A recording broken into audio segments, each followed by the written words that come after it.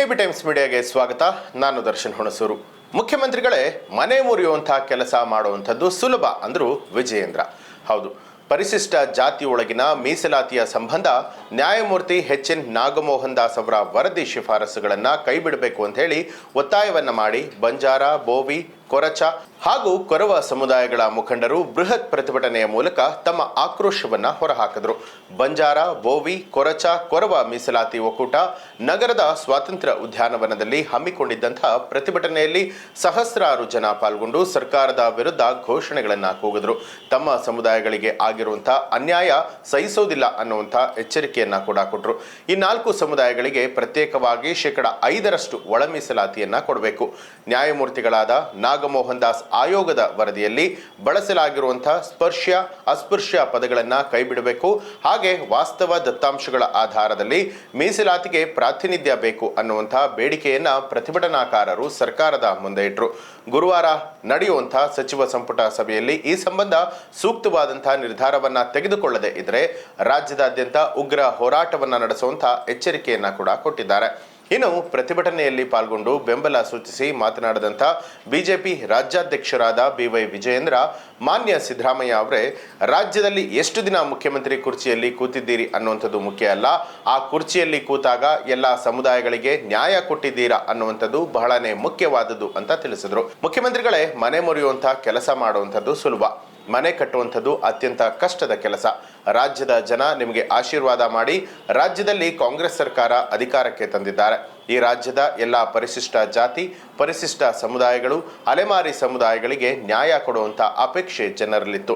ಆದರೆ ಅಧಿಕಾರಕ್ಕೆ ಬಂದ ಬಳಿಕ ಕಾಂಗ್ರೆಸ್ ಸರ್ಕಾರ ಶೋಷಿತರಿಗೆ ನ್ಯಾಯ ನೀಡುವಂತಹ ವಿಚಾರದಲ್ಲಿ ಸಂಪೂರ್ಣವಾಗಿ ನಿರ್ಲಕ್ಷ್ಯವನ್ನ ವಹಿಸಿದೆ ಅಂತ ಆಕ್ರೋಶ ವ್ಯಕ್ತಪಡಿಸಿದರು. ಇನ್ನು ಈ ಹಿಂದೆ ಬಸವರಾಜ ಬೊಮ್ಮಾಯಿ ನೇತೃತ್ವದ ಬಿಜೆಪಿ ಸರ್ಕಾರ ಈ ಸಮುದಾಯಗಳಿಗೆ ಅನ್ಯಾಯ ಆಗಬಾರದು ಅಂತ ಹೇಳಿ 4.5% ಮೀಸಲಾತಿಯನ್ನ ಕೊಟ್ಟಿತ್ತು. ಅಲೆಮಾರಿ ಸಮುದಾಯಗಳಿಗೆ ನ್ಯಾಯ ಕೊಡೋದಕ್ಕೆ 1% ಮೀಸಲು ಪ್ರತ್ಯೇಕವಾಗಿ ಇಡಲಾಗಿತ್ತು. ಯಡಿಯೂರಪ್ಪ ಮುಖ್ಯಮಂತ್ರಿಗಳಾಗಿದ್ದಂತಹ ವೇಳೆಯಲ್ಲಿ ತಾಂಡಾ ಅಭಿವೃದ್ಧಿ ನಿಗಮ, ಬೋವಿ ಅಭಿವೃದ್ಧಿ ನಿಗಮವನ್ನ ಕೂಡ ರಚನೆ ಮಾಡಿದ್ರು. ಅಲೆಮಾರಿ ಸಮುದಾಯ, ಕೊರಚ, ಕೊರಮ ಸೇರಿದಂತೆ ಯಾವುದೇ ಸಮುದಾಯಕ್ಕೆ ಅನ್ಯಾಯ ಆಗದ ರೀತಿಯಲ್ಲಿ ಈ ಹಿಂದೆ ಯಡಿಯೂರಪ್ಪ ಅವರು ನೋಡಿಕೊಂಡಿದ್ರು ಅಂತ ಹೇಳಿ ವಿಜಯೇಂದ್ರ ಅವರು ಹೇಳಿದ್ದಾರೆ. ಇನ್ನು ಮಾಜಿ ಶಾಸಕ ಹಾಗೆ ಬಿಜೆಪಿಯ ಪ್ರಧಾನ ಕಾರ್ಯದರ್ಶಿ ಪಿ. ರಾಜೀವ್ ಅವರು ಮಾತನಾಡಿ, ಇದು ಯಾವುದೇ ವ್ಯಕ್ತಿ ಇಲ್ಲವೇ ಸರ್ಕಾರದ ವಿರುದ್ಧ ನಡೆಸಿರುವಂತಹ ಹೋರಾಟವಲ್ಲ. ಈ ಸಮಾಜಗಳಿಗೆ ಆಗಿರುವಂತಹ ಅನ್ಯಾಯದ ವಿರುದ್ಧ ನಮ್ಮ ಹೋರಾಟ.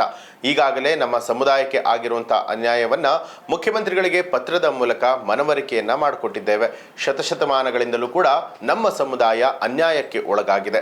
ಸಾಮಾಜಿಕ ನ್ಯಾಯ, ಸಂವಿಧಾನ ಅಂತ ಹೇಳಿ ಭಾಷಣ ಮಾಡುವವರೇ ನಮ್ಮ ಸಮುದಾಯದ ಬೆನ್ನಿಗೆ ಚೂರಿಯನ್ನ ಹಾಕಿದ್ದಾರೆ ಅಂತ ಹೇಳಿ ಕಿಡಿಕಾರದ್ರು. ಹಿಂದಿನ ಸರ್ಕಾರ ಈ ಸಮುದಾಯಗಳಿಗೆ 4.5% ಪ್ರತ್ಯೇಕ ಮೀಸಲಾತಿ ನೀಡುವಂತೆ ಶಿಫಾರಸನ್ನ ಮಾಡಿತ್ತು. ಆದರೆ ಕಾಂಗ್ರೆಸ್ ಸರ್ಕಾರ ಮಾಜಿ ಸಚಿವ ಮಾಧುಸ್ವಾಮಿ ನೇತೃತ್ವದ ಸಚಿವ ಸಂಪುಟ ಉಪಸಮಿತಿಯ ಶಿಫಾರಸುಗಳನ್ನು ಕೈಬಿಟ್ಟು ಕೇವಲ ನಾಗಮೋಹನ್ ದಾಸ್ ಆಯೋಗದ ಶಿಫಾರಸುಗಳನ್ನು ಸ್ವೀಕಾರ ಮಾಡಿದೆ. ಇದು ಎಷ್ಟರ ಮಟ್ಟಿಗೆ ಸರಿ ಅಂತ ಹೇಳಿ ಖಾರವಾಗಿ ಪ್ರಶ್ನೆ ಮಾಡಿದ್ರು. ಕಡೆ ಪಕ್ಷ ನಾಗಮೋಹನ್ ದಾಸ್ ವರದಿಯ ಶಿಫಾರಸುಗಳನ್ನು ಕೂಡ ಪರಿಗಣನೆಯನ್ನ ಸರಿಯಾಗಿ ಮಾಡಿಲ್ಲ. ಸಚಿವ ಸಂಪುಟ ಸಭೆಯಲ್ಲಿ ಸರ್ಕಾರ ತನ್ನದೇ ಆದ ನಿರ್ಧಾರವನ್ನ ತೆಗೆದುಕೊಂಡಿದೆ. ಇದರ ಪರಿಣಾಮವಾಗಿ ನಮ್ಮ ಸಮುದಾಯಕ್ಕೆ ಅನ್ಯಾಯ ಆಗಿದೆ. ಇದನ್ನ ಸರಿಪಡಿಸದೇ ಇದ್ದರೆ ರಾಜ್ಯದಾದ್ಯಂತ ಹೋರಾಟ ಮಾಡೋದಾಗಿ ರಾಜೀವ್ ಅವರು ಸರ್ಕಾರಕ್ಕೆ ಎಚ್ಚರಿಕೆ ಕೊಟ್ಟಿದ್ದಾರೆ. ವಿಧಾನಸೌಧಕ್ಕೆ ಮುತ್ತಿಗೆ ಯತ್ನ. ಇದೇ ವೇಳೆ ಪ್ರತಿಭಟನಾ ನಿರತರು ವಿಧಾನಸೌಧಕ್ಕೆ ಮುತ್ತಿಗೆ ಹಾಕುವಂತ ವಿಫಲ ಯತ್ನವನ್ನ ಕೂಡ ನಡೆಸಿದ್ರು. ಸ್ವಾತಂತ್ರ್ಯ ಉದ್ಯಾನವನದ ಹೊರಭಾಗದಲ್ಲಿ ಪ್ರತಿಭಟನಾಕಾರರು ಸರ್ಕಾರದ ಪ್ರತಿಕೃತಿ ದಹನ ಮಾಡೋದಕ್ಕೆ ಮುಂದಾಗ ಪೊಲೀಸರು ತಡೆಯನ್ನ ಮಾಡಿದ್ರು.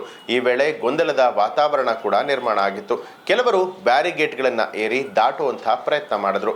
ರಸ್ತೆಯಲ್ಲೇ ಕುಳಿತು ಪ್ರತಿಭಟನೆಯನ್ನ ಮುಂದುವರೆಸಿದ್ರು. ಪರಿಣಾಮವಾಗಿ ಮೆಜೆಸ್ಟಿಕ್ ಪ್ರದೇಶದ ಸುತ್ತಮುತ್ತ ಭಾರೀ ಪ್ರಮಾಣದಲ್ಲಿ ವಾಹನ ಸಂಚಾರ ದಟ್ಟಣೆ ಕೂಡ ಉಂಟಾಗಿತ್ತು. ಕೊನೆಗೆ ಲಘು ಲಾಠಿ ಪ್ರಹಾರದ ಮೂಲಕ ಪೊಲೀಸರು ಪ್ರತಿಭಟನಾಕಾರರನ್ನ ತಡೆದು ವಶಕ್ಕೆ ಪಡೆದುಕೊಂಡರು. ಹಾಗಿದ್ರೆ ಇವರ ಬೇಡಿಕೆ ಏನು ಅಂತ ನೋಡುವಂಥದ್ದಾದ್ರೆ, ಬಂಜಾರ, ಬೋವಿ, ಕೊರಚ, ಕೊರವರಿಗೆ ಪ್ರತ್ಯೇಕವಾಗಿ 5% ಒಳ ಮೀಸಲಾತಿಯನ್ನ ಕೊಡಬೇಕು. ನ್ಯಾಯಮೂರ್ತಿಗಳಾದ ನಾಗಮೋಹನ್ ದಾಸ್ ಆಯೋಗದ ವರದಿಯಲ್ಲಿ ಬಳಸಲಾದಂತಹ ಸ್ಪರ್ಶ್ಯ, ಅಸ್ಪೃಶ್ಯ ಪದಗಳನ್ನ ಕೈಬಿಡಬೇಕು. ವಾಸ್ತವ ದತ್ತಾಂಶದ ಆಧಾರದಲ್ಲಿ ರಾಜ್ಯ ಸರ್ಕಾರ ಮೀಸಲಾತಿ ಪ್ರಾತಿನಿಧ್ಯತೆಯನ್ನ ಕೊಡಬೇಕು ಅಂತ ಹೇಳಿ ಆಗ್ರಹ ಮಾಡಿದ್ದಾರೆ. ಈ ಒಂದು ವಿಚಾರಕ್ಕೆ ಸಂಬಂಧಪಟ್ಟ ಹಾಗೆ ನಿಮಗೆ ಏನು ಅನ್ಸುತ್ತೆ ಅನ್ನೋದನ್ನ ಕಮೆಂಟ್ ಮಾಡಿ ತಿಳಿಸಿ.